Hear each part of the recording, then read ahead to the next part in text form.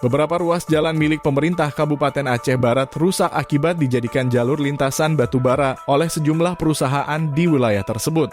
Wakil Ketua DPRK Aceh Barat Ramli mengatakan terdapat 2 ruas jalan milik Pemkab yang digunakan oleh perusahaan pertambangan sebagai jalur hauling menuju pelabuhan di Kota Melaboh.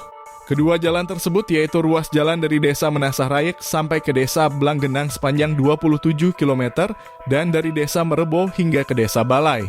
Kami lihat tadi semua jalan sudah mulai keropos, sekarang masyarakat sudah mulai protes terhadap hauling batubara yang dilakukan oleh PT Agrabudi Jasa Bersama dan PT Indonesia Pacific Energy, kata Ramli, Selasa 23 April kepada habaaceh.id. Ramli menjelaskan permasalahan tersebut bukan kali pertama terjadi.